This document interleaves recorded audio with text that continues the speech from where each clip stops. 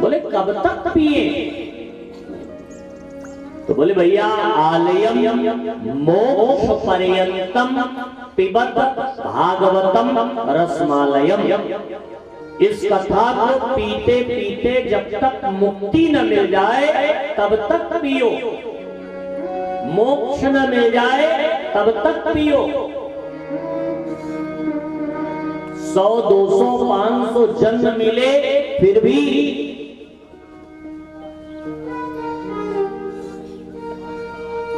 ये कल्प वृक्ष नहीं है।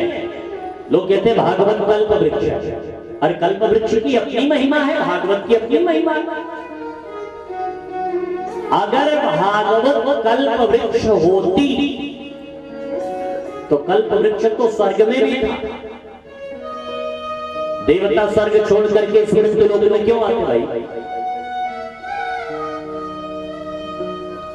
ये कल्प वृक्ष नहीं है। फिर निगम कल्प तरोर गलितम फलम, निगम कल्प रूपी, निगम माने वेद, वेद रूपी कल्प वृक्ष का प्यारे पका हुआ नहीं बल्कि लबालब गला हुआ फल है। अच्छा, कल्प वृक्ष की क्या महिमा है? कल्प वृक्ष के नीचे बैठ करके जिस चीज की कल्पना कर लीजिए आप, गाड़ी चाहिए, बंगला चाहिए, धन चाहिए, दौलत चाहिए, पद प्रतिष्ठा, मान सम्मान, जो कुछ भी, एनीथिंग, जो भी आपको चाहिए वो कल्प वृक्ष के नीचे बैठ करके आप कल्पना कर लो, मिल जाएगा। भागवत कल्प वृक्ष नहीं। फिर क्या है? निगम कल्प तरोर गलितम फलम,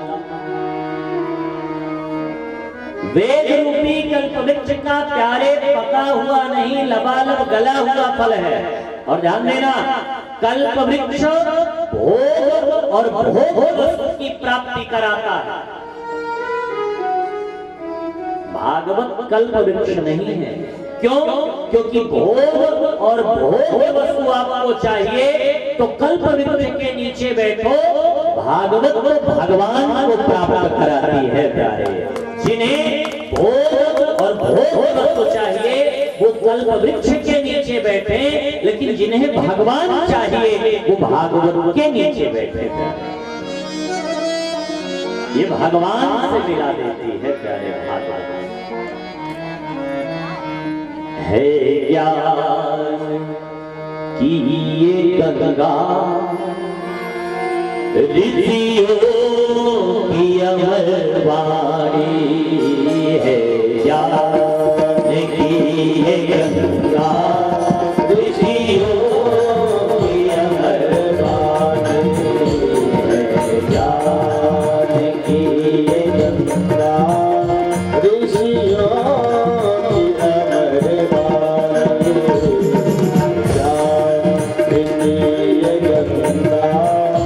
ऋषियों की अमरवाणी।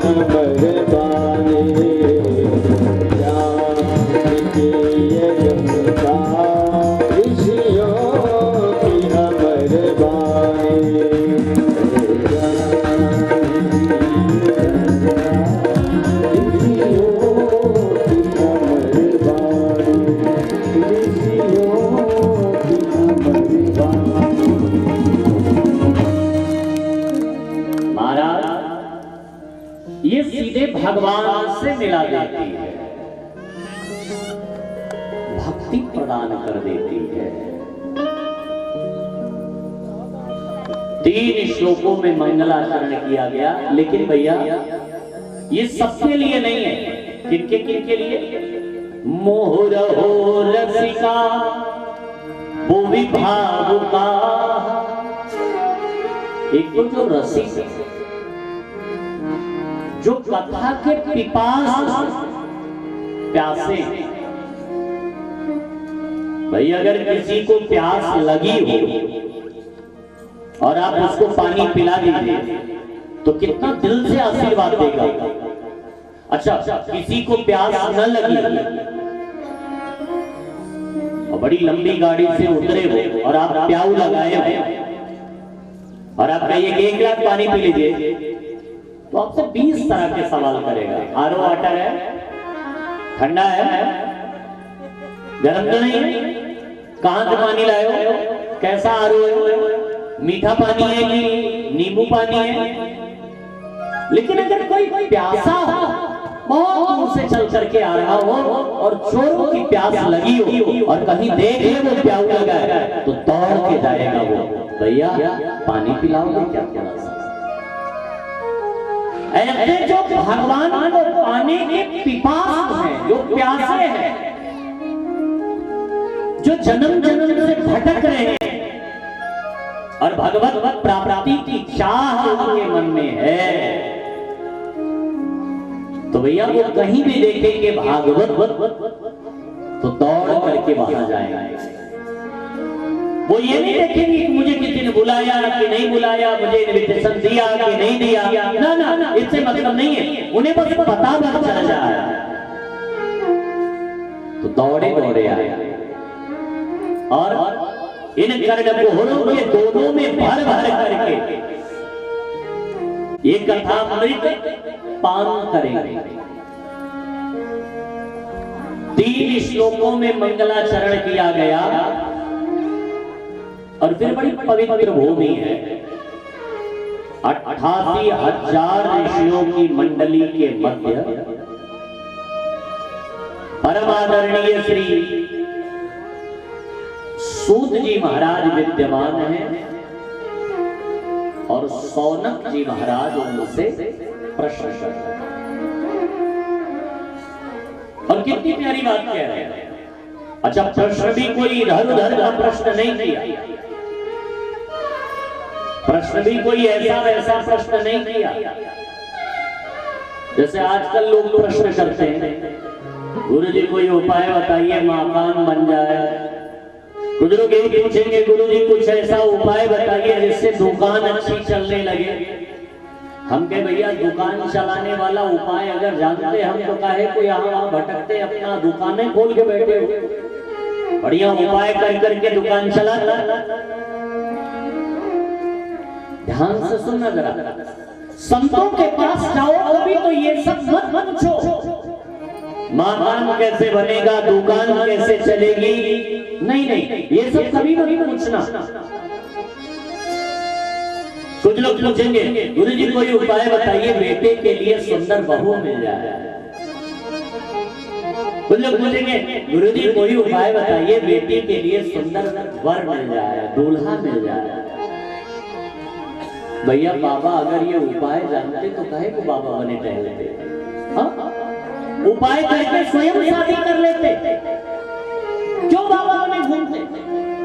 उपाय करके स्वयं विवाह कर लेते।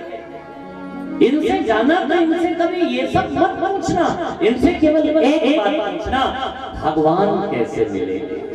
अन्न का कण और संत का क्षण ये कभी बर्बाद नहीं किया जाता। इनसे केवल एक बात पूछो, इनसे केवल एक प्रश्न करो, भगवान कैसे मिलेंगे, ठाकुर जी कैसे मिलेंगे? गुरु जी हमें कोई उपाय बताइए। सौनक जी महाराज ने कोई इधर उधर के प्रश्न नहीं किए ना, हमारे आपके जीवन में आने वाले रोज के प्रश्न किए।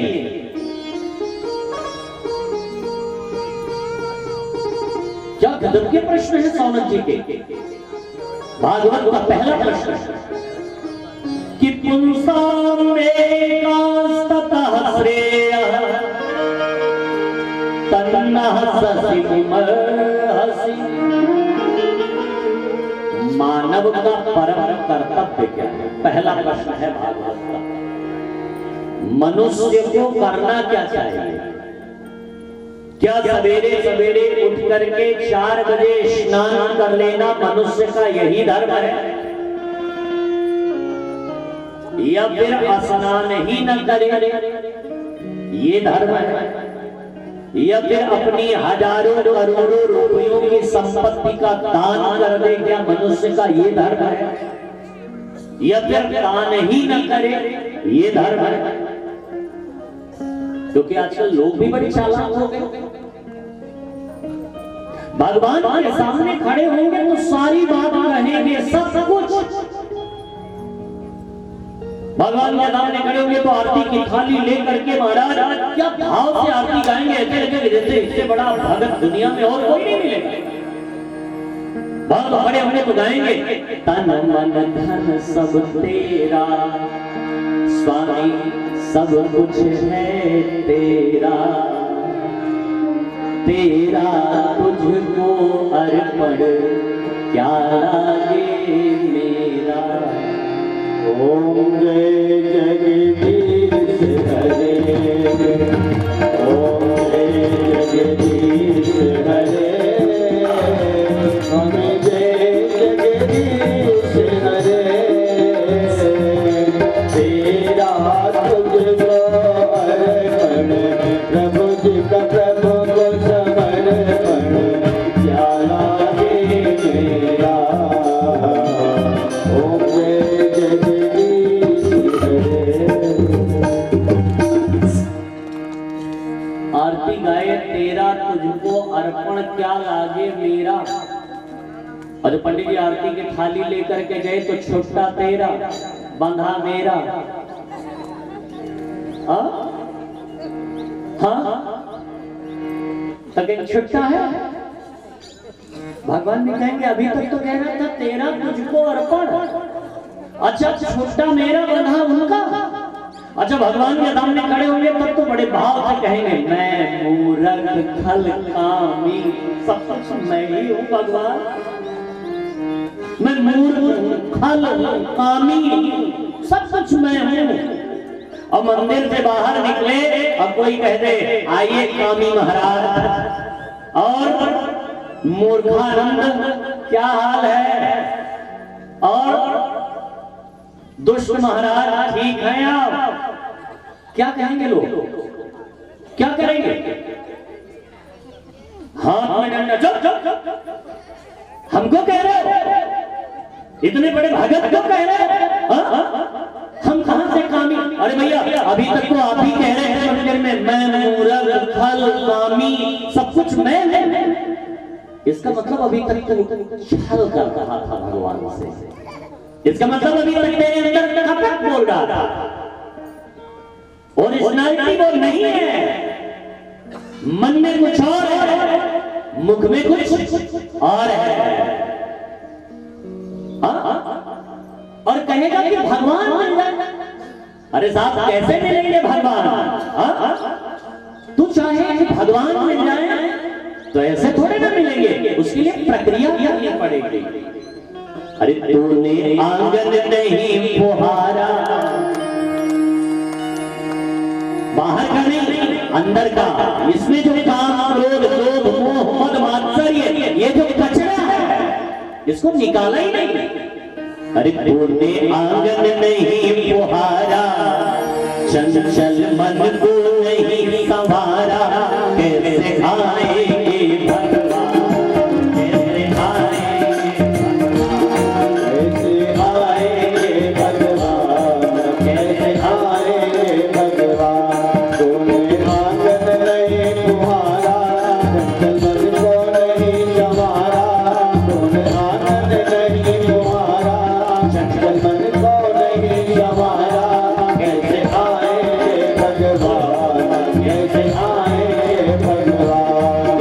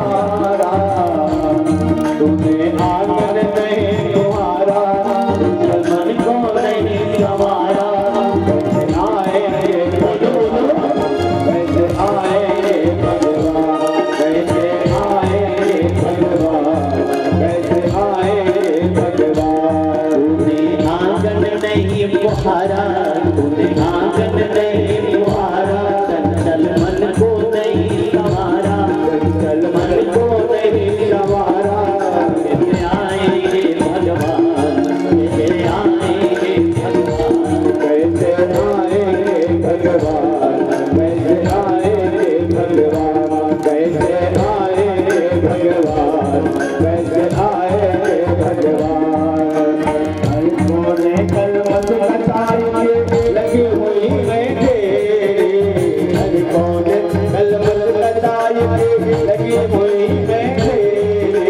नहीं प्यार बिगड़ गई हर कोने से, हर कोने से। आंगन चौबारा अंधियारा, आंगन तुम्हारा अंधियारा, आंगन चौबारा अंधियारा। कैसे आएंगे भगवान, कैसे आएंगे भगवान, कैसे आएंगे भगवान, कैसे आएंगे भगवान। तूने आंगन नहीं तुम्हारा, चंचल मन को नहीं संवारा, तूने आंगन नहीं तुम्हारा, चंचल मन को नहीं संवारा। कैसे आएंगे भगवान, कैसे आएंगे भगवान, कैसे आएंगे भगवान, कैसे आएंगे भगवान, कैसे आएंगे भगवान, कैसे आएंगे भगवान। भागवत का पहला प्रश्न है, पुंसाम एकांस्ततः श्रेयः तन्नः सतिमुमर्हसि।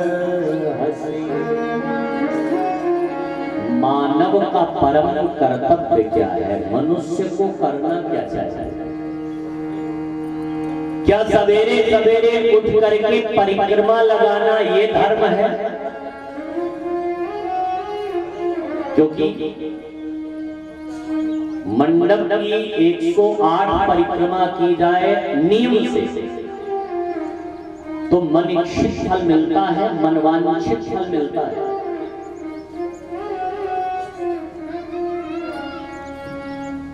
हर देवी देवता की परिक्रमा का भी विधान है। कौन से देवी देवता की कितनी बार प्रदक्षिणा करनी चाहिए? एका चंडी, चंडी की एक बार, शंकर की आधी,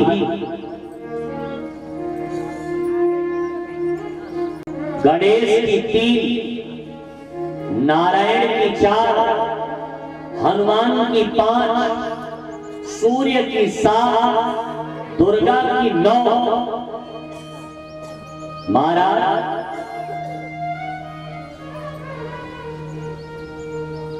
या फिर मनिक्षित फल पाने के लिए 108 परिक्रमा करेगा। तो क्या परिक्रमा लगाना ही धर्म है?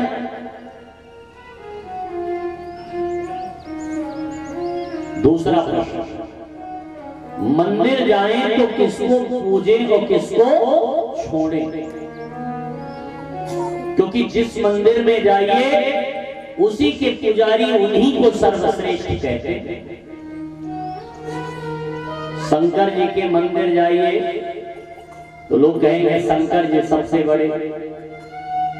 काशी विश्वनाथ जाइए, आप केदारनाथ जाइए, पशुपतिनाथ, कहीं भी जाइए शंकर जी के भक्त कहेंगे शंकर जी सबसे बड़े। वैष्णो देवी चले जाइए, आप मैहर चले जाइए, विंध्याचल चले जाइए तो सबसे बड़ी देवी। अयोध्या चले जाइए तो केवल राम, वृंदावन चले जाइए तो केवल कृष्ण राधा।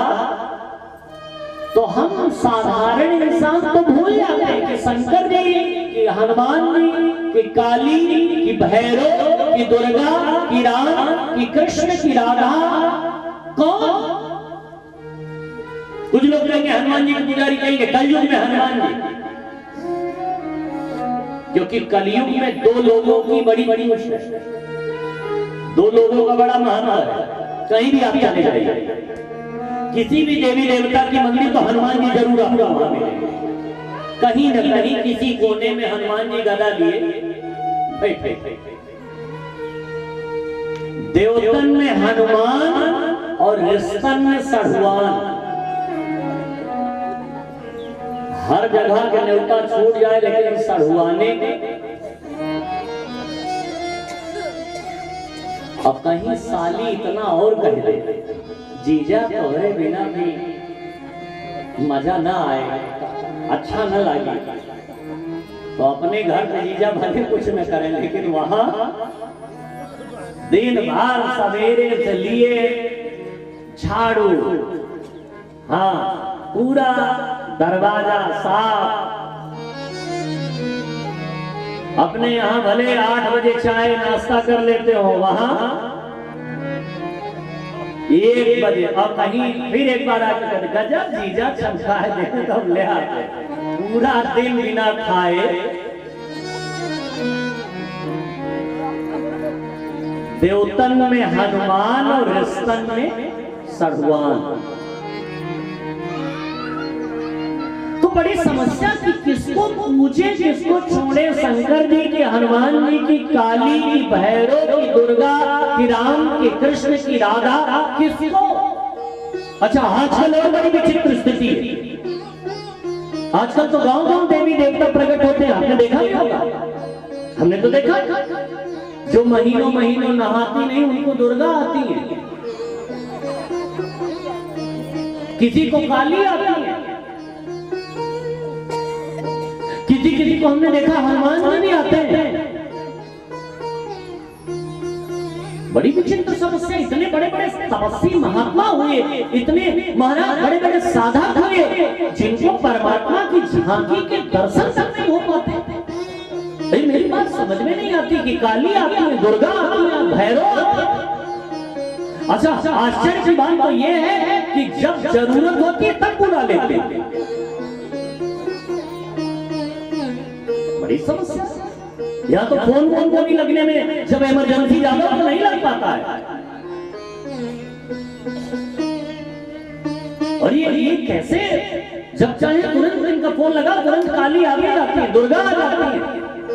इनसे काम नहीं बना, भैरव आ गए। ये काम नहीं कर पाए तो हनुमान भी आ गए। क्या नाटक है ये। अगर ये सत्य है तो इतनी बड़ी बड़ी मंदिरें, इतनी बड़ी बड़ी मूर्तियां, इतने बड़े बड़े देवस्थान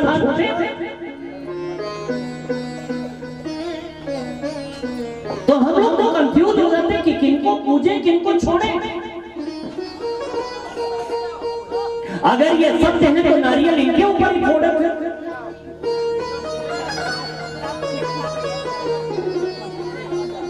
चढ़ाइए को नारियल को फोड़िए, ये सब। और अगर ये मिथ्यावाद है तो भैया इस झंझट में क्यों फंसे। भागवत ये स्पष्ट कर रहे हैं कि किनको पूजे किनको छोड़े। तीसरा प्रश्न, यदि वेद में परमात्मा का नाम है अजन्मा, यदि भगवान अयोनिजा है तो फिर भगवान का जन्म कैसे। दशरथ और कौशल्या के यहां राम बन करके क्यों आए। वसुदेव और देवकी के यहां कृष्ण बन करके आने की जरूरत क्या थी। आप कहोगे राक्षसों को मारने, जिस परमात्मा के लिए लिखा गया हो प्रकृति विलास सृष्टि लय होई, वो प्रकृति के नहीं कर दे तो पूरी सृष्टि में प्रलय आ सकता है, तो वो केवल राक्षसों को मारने यहां आएगा क्यों भाई। यदि वो अजन्मा है, अयोनिजा है, तो जन्म कैसा होगा। और जन्म नहीं, आप कहोगे अवतार होता है, यहां भी कंफ्यूजन। कोई कहता है ईश्वर एक है, कुछ लोगों के मुंह से सुना है हमने कहा ईश्वर एक है। कुछ उनसे भी ज्यादा तत्व वेदता है कुछ उनसे भी ज्यादा ज्ञानी आए तो वो कहते नहीं भगवान के 10 अवतार हैं। कुछ उनसे भी ज्यादा आए पढ़े लिखे तो उन्होंने कह दिया नहीं परमात्मा के 24 अवतार हैं। कुछ उनसे ज्यादा विद्वान हुए तो उन्होंने एक लाइन में सबकी बात खारिज कर दी। हरि अनंत हरि कथा अनंता काहि सुनहि बहुविधि सब संता। हरि अनंत हरि कथा अनंता कहानी सुनाही बहुविधि सब संता। अब मैं क्या माना? ईश्वर एक है कि 10 है कि 24 है कि अनंत है? कितने हैं भाई? और इतना ही नहीं,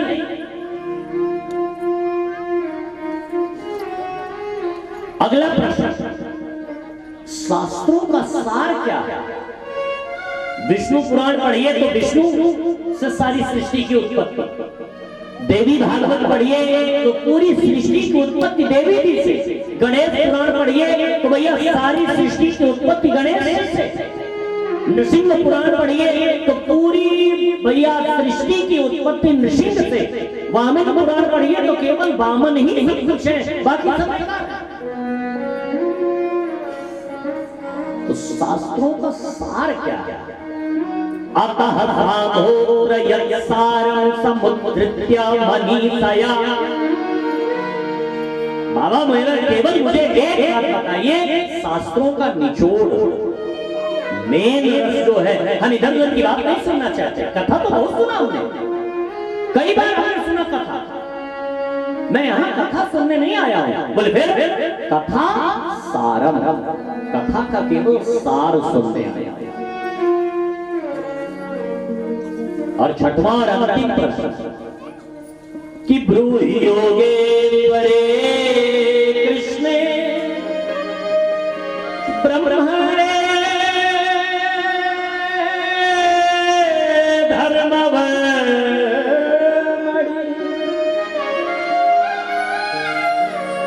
स्वां काष्ठमधुनोपेत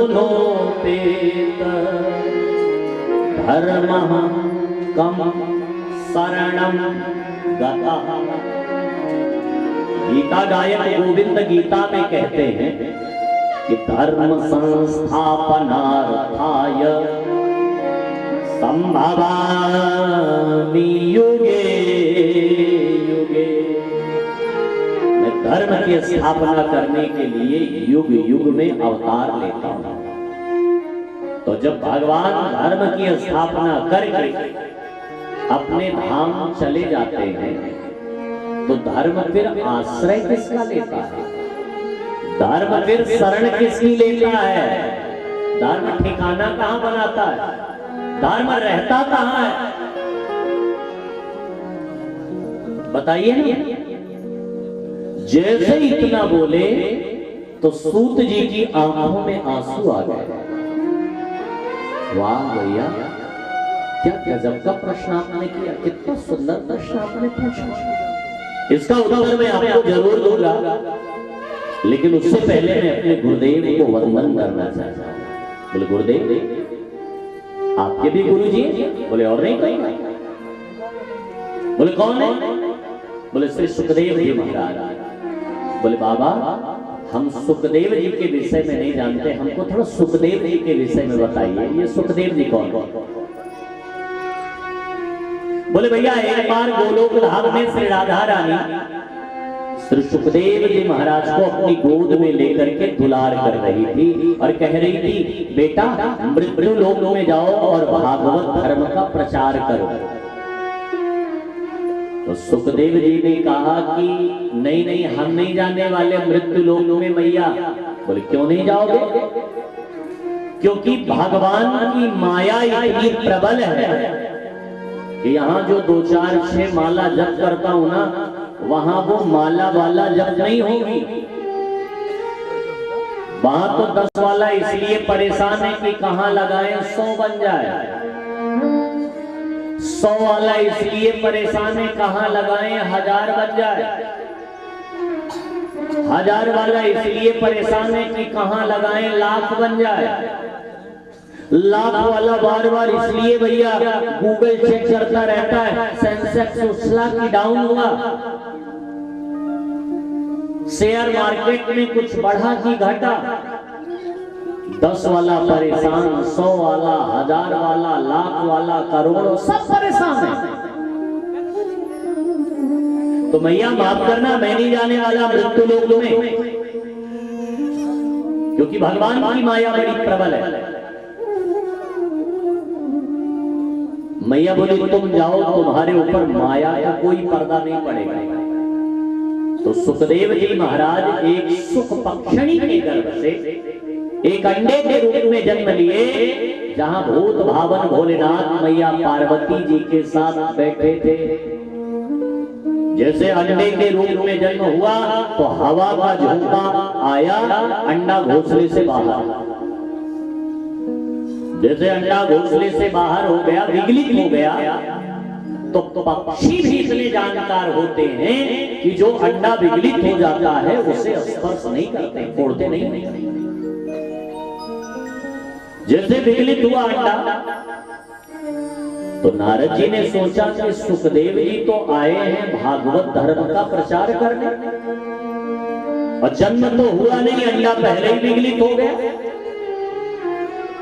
तो नारद जी ने सोचा कि हो ना हो, लेकिन भैया सुखदेव जी का जन्म तो कराना ही कराना है।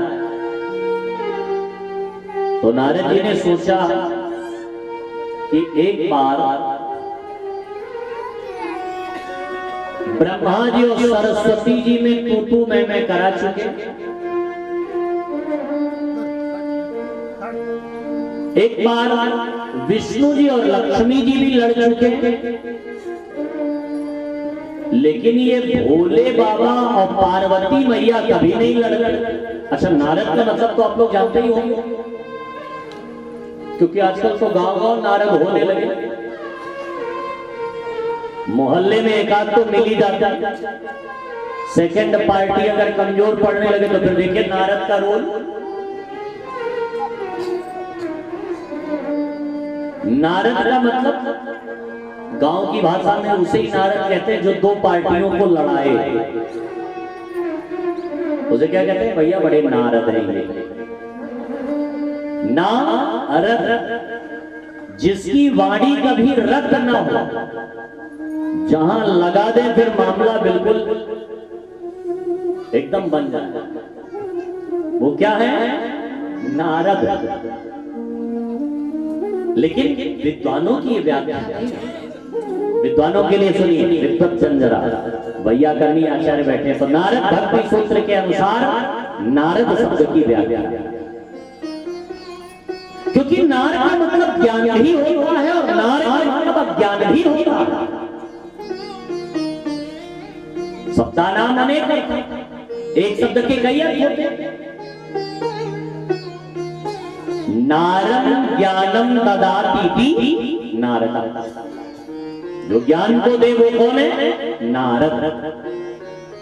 और अज्ञान का मतलब नारम अज्ञानम त्यति खंडयति नारद, जो अज्ञान का खंडन करे और ज्ञान को बढ़ाए उसे क्या कहते हैं?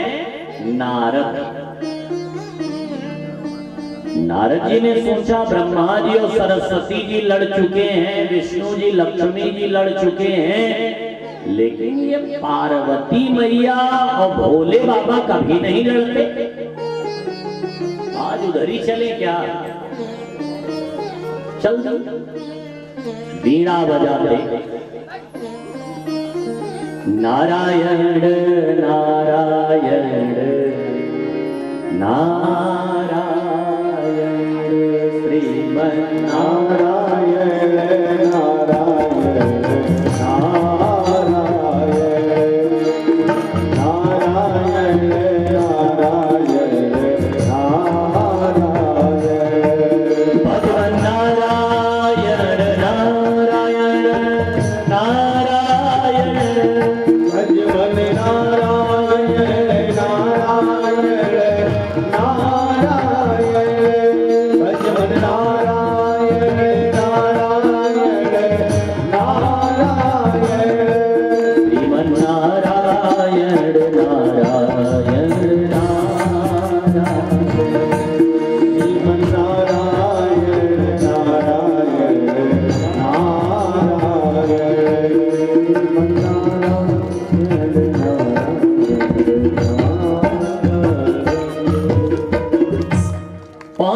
नारद जी, अच्छा इनके मुंड जुड़े हुए हैं।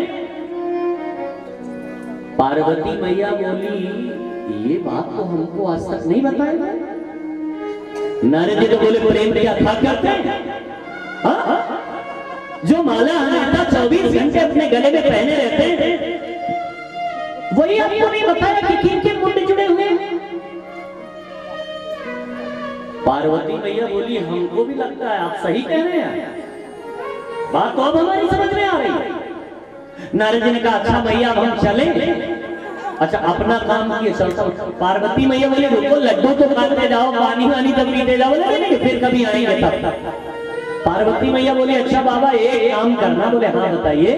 बोले आप जा रहे हो तो जरा बाबा की समाधि खुली हो तो उनसे आप कहना जरा कि आपको मैया याद आ रही। नारद जी ने कहा इतना काम आपका जरूर कर देंगे। अब तो जैसे ही बाहर निकले भोले बाबा की समाधि खुली। नारद जी ने देखा बाबा राम राम, अरे राम राम नारद आइए आइए। नारद जी ने कहा आइए आइए नहीं, आप जरा घर जल्दी जाइए।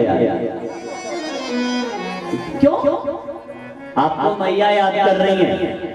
हमसे कहा उन्होंने बाबा को जरा जल्दी भेज दिया। भोले बाबा बोले आप गए थे तो जरूर याद कर रही होंगी, कह के क्या आए हो वो तो बताते जाओ। नारद जी ने कहा हमसे नहीं जाओ माता जी से पूछना, हमसे मत पूछिए। अब तो भोले बाबा गए। पार्वती मैया गुस्से, आंखें लाल। अच्छा देवियां जब गुस्से में हो तो फिर देखते ही बनता है मेरा। पानी पीने को देंगी इधर, देखेंगी इधर।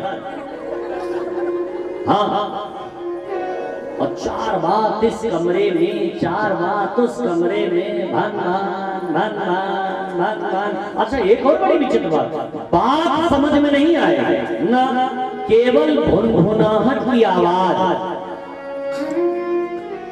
अब कहीं आप उस समय इतना और कह दिए कि कुछ गुस्सा नहीं यहाँ कहा तो आप पता है बोले दी ना कहा भाषा हमको अच्छी नहीं लगा।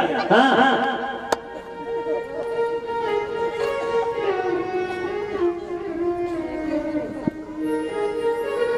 पार्वती मैया गुस्से में पानी पीने को दे इधर और देखे इधर। भोले बाबा आए, भन भान भन भान भन भन लगाए। भोले बाबा क्या बात? पार्वती नहीं बोली बाबा हमसे बात कीजिए बस। आप उनसे केवल दिखावटी प्रेम करते हैं ना, प्रेम का नाटक करते, प्रेम में तो करते नहीं। भोले बाबा ने कहा कि कैसी बात करती हो तुम? बात क्या वो तो बताओ। बोले बस आप हमसे कुछ मत पूछिए, वो तो नारद का लाडला पुत्र की मेरी आंखें खोल दिया। बोले क्या हुआ? बात तो बताओ। बोले आज तक आपने हमको ये बात बताई कि गले में जो मुंडों की माला पहनते हैं इसमें किनके मुंड जुड़े हुए हैं?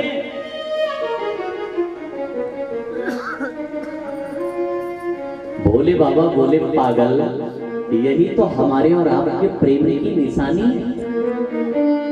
पार्वती बोली ये कैसे प्रेम की निशानी बन गई? भोले बाबा ने कहा कि देवी प्रत्येक जन्म में जब आपकी मृत्यु हो जाती थी तो मैं आपका सर काट करके अपनी माला में जोड़ लेता था और उसी को देख करके रहता था। पार्वती मैया बोली तब तो काले का लूटे आप बाहर से ही काले नहीं अंदर से भी काले का लूटे निकले। हाँ एक बात बताइए, अगर आप हमसे इतने प्रेम करते थे तो जो टॉनिक आपने पिया है न मरने वाली वो हमको भी पिलाते, हम भी न मरते आप भी न मरते, दोनों लोग आराम से रहते। बोले देवी जी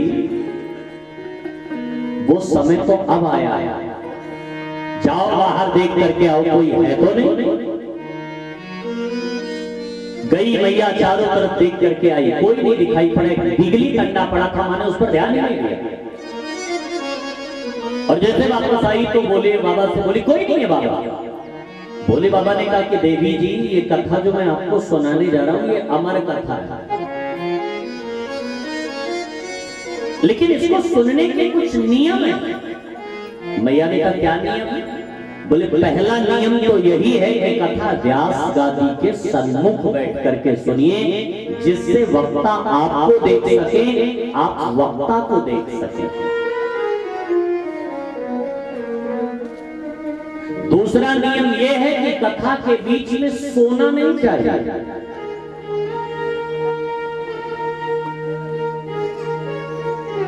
तीसरा नियम यह है कि कथा में बीच बीच में बात नहीं करनी चाहिए, काना फूसी टोका टाकी नहीं।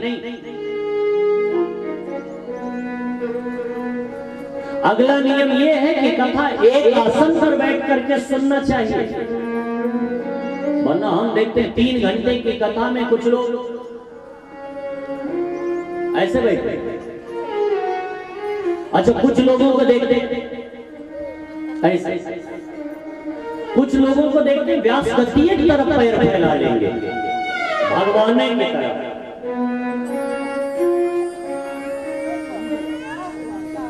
कथा का सबसे पहला नियम है जितासनो, पहला आसन जीतो। एक आसन पर 3 घंटे 4 घंटे जितनी देर कथा हो एक आसन पर बैठे, वरना 3 घंटे की कथा में 50 आसन।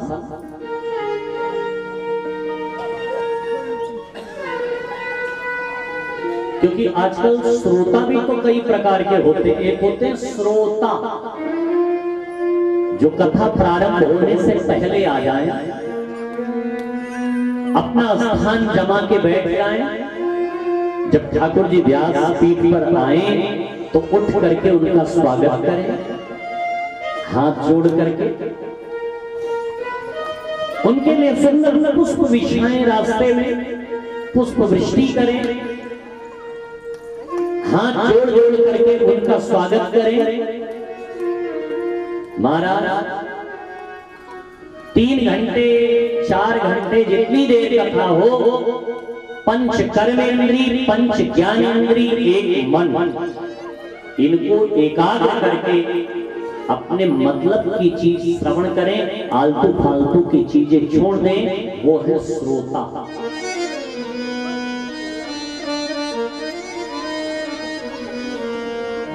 दूसरे वाले एक होते हैं सरौता,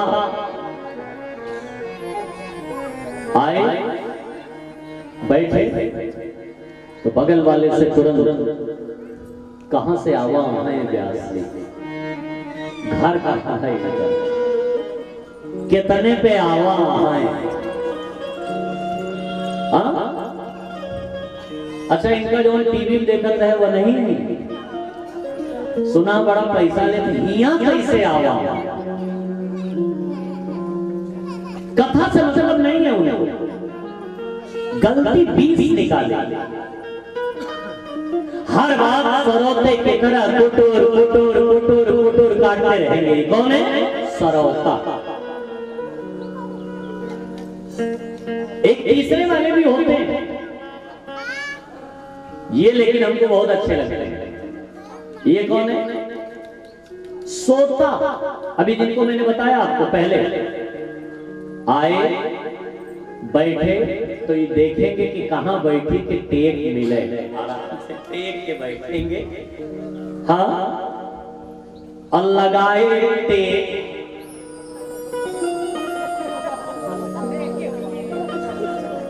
हाँ कभी इधर कभी खूब चकाचक सोए 3 घंटे। और जैसे कथा में लास्ट में जयकारा हुआ, बोले बाल कृष्ण लाल की जय हो, नींद खुली, मजा आएगा। अच्छा कहत रहे, बढ़िया लगा। कथा 1 मिनट भी नहीं सुनेंगे और तारीफ का पुल बांध देंगे। अच्छा, चौथे वाले में होते,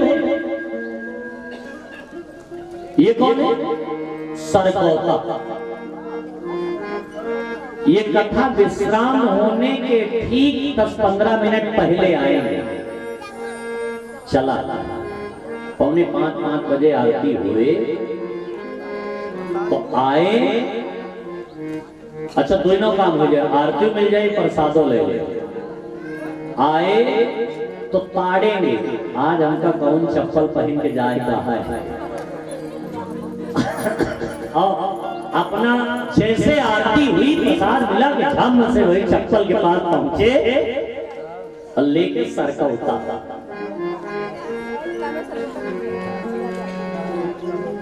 एक आध बार इनकी कथा में ऐसे चप्पल फोड़ी तो ये भी बहुत दिमागदार। कथा पंडाल में एक चप्पल एक तरफ और दूसरे छोर पर उतारे, बढ़िया चप्पल। तो वो जो ले जाने वाला था वो एक चप्पल पहने दूसरी वाली खोज रहा था, पहुंच गए, उसका हाथ पकड़ के हाय खोजता।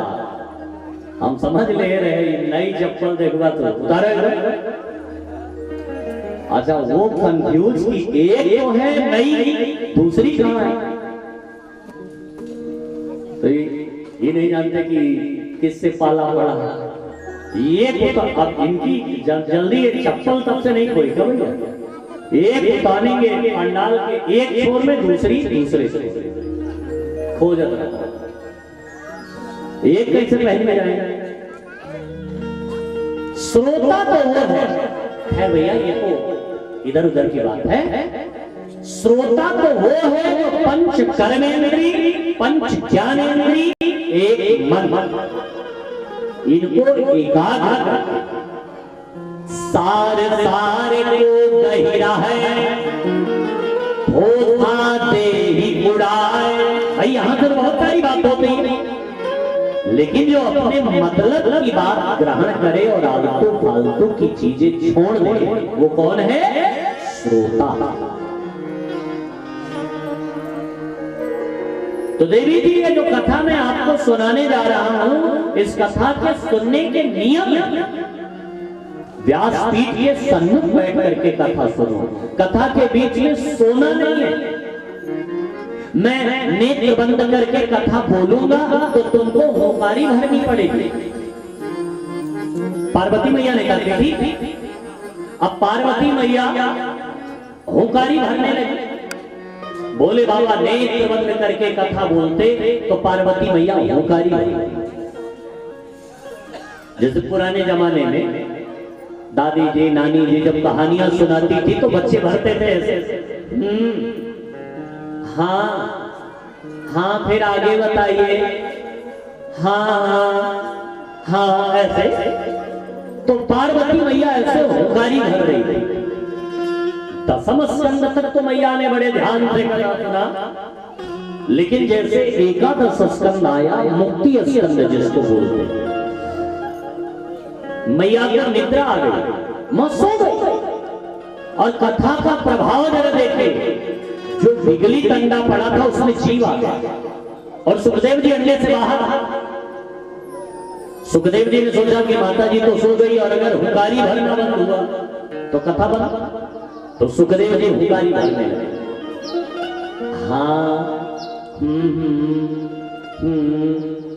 ऐसे जैसे द्वादश स्कंद तक की कथा हुई, जयकारा लगा, बोले राधा वर कृष्ण चंद्र भगवान की जय हो। मैया की निद्रा खुली। मां बोले हाँ बाबा तो आगे बताओ। बोले मतलब कहां थी, कथा तो हो गई। पार्वती मैया बोली मैं सो गई थी, सॉरी मुझे नींद आ गई थी। बोले फिर हुंकारी कौन भर रहा था? और भोले बाबा ने जैसे ही नेत्र बंद करके देखा तो सुखदेव जी व्यास गादी के पीछे बैठे कथा सुन रहे थे।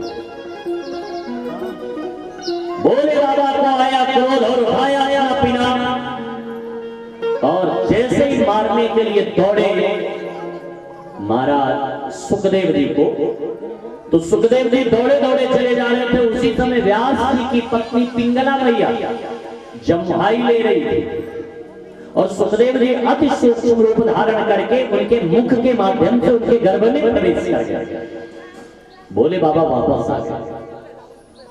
पार्वती मैया हाथ जोड़ करके प्रार्थना करने लगी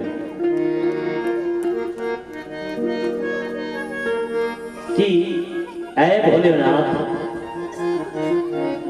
ऐ शंकर जी, आखिर आपने कथा ही तो सुना था, उसने इतनी बड़ी गलती तो नहीं किया था कि आप उसे मृत्यु दंड दे दो। इतना गुस्सा आपको क्यों आ गया? भोलेनाथ ने कहा कि मुझे गुस्सा इस बात से नहीं आया कि उसने मेरी कथा सुन ली। बोले फिर? बोले मुझे गुस्सा तो इस बात से आ गया कि वो अनाधिकारी होकर कथा सुन ली। अरे उसे कथा ही सुनना था तो पांडाल में आके बैठ के सुनता, ये पीठ पीछे पर्दे के पीछे बैठ के क्यों सुन रहा था? तो पार्वती मैया भोलेनाथ से हाथ जोड़ करके प्रार्थना करने लगी।